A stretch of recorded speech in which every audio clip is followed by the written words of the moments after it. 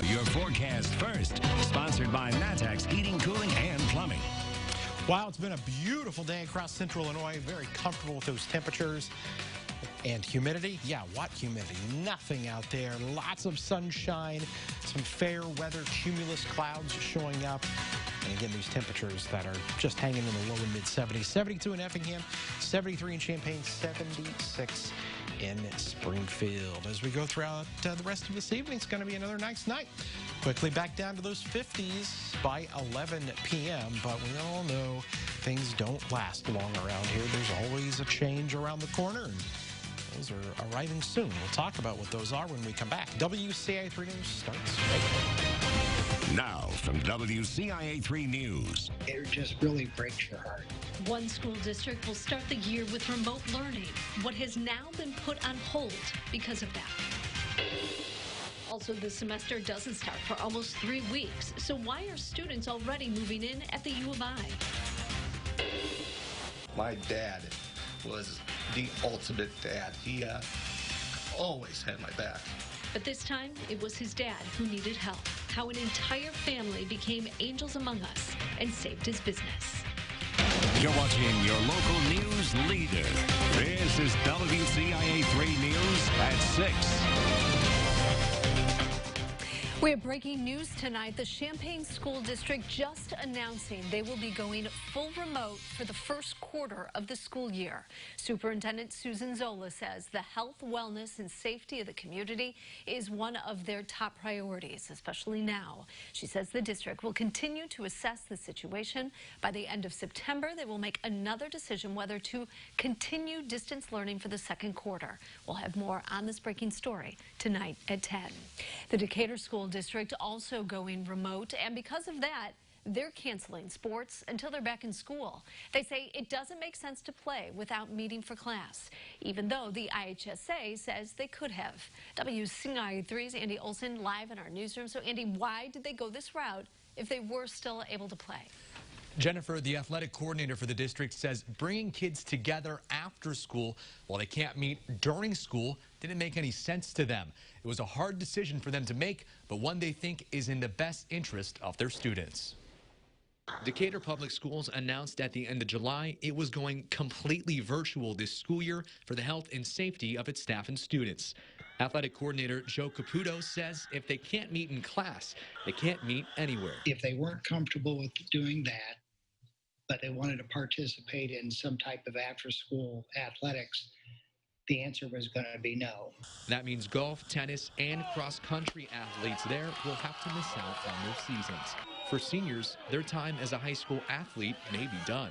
I was really preparing for this year. Like right as track season got over, I was running every day, 6 miles, and I was really prepared. Yeah, it's a little disappointing, but I mean, safety comes first. Caputo says Decatur is the only district he knows of that has decided to cancel sports until they're back in class.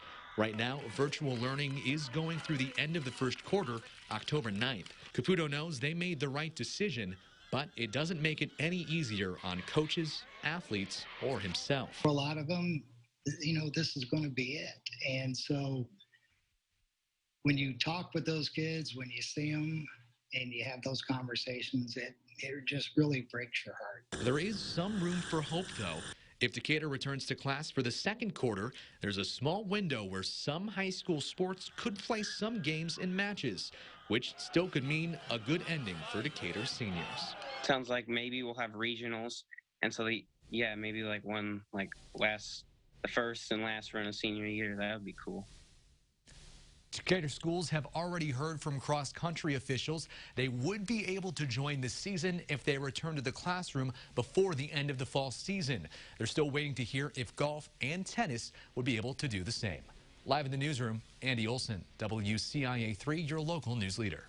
Thank you so much, Andy. Such disappointment for those kids. But there's no chance junior high sports in the Decatur district are a go later in the fall. The IESA has end dates set for baseball, softball, and cross country before Decatur schools would return to class. That means they won't be able to play fall sports this year. And a follow-up now, most classes at ISU will be online only when the fall semester starts. The reason? The government reallocated COVID-19 testing kits the school was supposed to get. The university won't get that equipment and supplies that was expected before classes started. The Department of Health and Human Services sent them to other agencies. 25,000 students were expected to return to campus. Now, some aren't so sure. I kind of paid to go here, to go in person, so I was kind of disappointed, but you got to do what you got to do. I'm going to be in my second year as a master's student, and it might be that half my time was online. The news comes less than a month after the university rolled out details of its return plan. That had plans for classes to be a mix of online, in-person, and hybrid. Now, over at the U of I, preparations for the upcoming semester are in motion. Some students have started moving into the dorms early. It's so everybody isn't moving in at the same time. Everybody has to wear a mask. Students who decide to stay on campus have to be tested for COVID-19 twice a week. One student says the precautions are necessary for everyone's safety.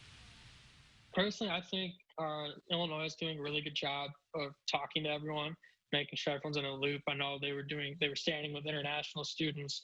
They're joining the fight against racism and everything. They're being very vocal about it. And I think that's really good, especially during these times. The first day of the fall semester is August 24th. Vermilion County is reporting 9 new positive cases. 3 of those are at a long-term care facility. The Illinois Public Health Department will likely announce that is an outbreak. The positive patients are being transferred to a Chicago area nursing home temporarily because it has a COVID unit. The state is reporting more than 1,700 new cases. There are now around 186,000 total. 30 more people have died for a total of almost 7,600. Here's some new details. House Republican Darren Bailey escalated his political feud with Governor Pritzker in court today. Bailey asked a judge to hold the governor in contempt of court and put him in jail. Pritzker has continued to use his emergency powers to issue executive orders and called the Clay County rulings ridiculous. Every other court to hear similar challenges has not agreed that the governor overstepped his constitutional powers. Thieves broke down a steel door and grabbed all kinds of equipment, while the owner says you can't put a price on some of it. Also tonight. Sunny skies here in Gibson City, and right now we score 72 degrees. Big game for Coach Mike. If you live around Gibson City, you know that voice. But even if you don't, you're going to want to hear why it was gone off the air for so long. The emotional Angels Among Us coming up next. And the Roofing Dog iNet Ratcher weather camera recaps today at 76, and look at that low of 51 degrees. Still, again, off from that record. It was supposed to be 46, but it was a chilly start. Another nice night tonight. A lot of sunshine still in the forecast this week before the rain returns. We'll show you that when we come back.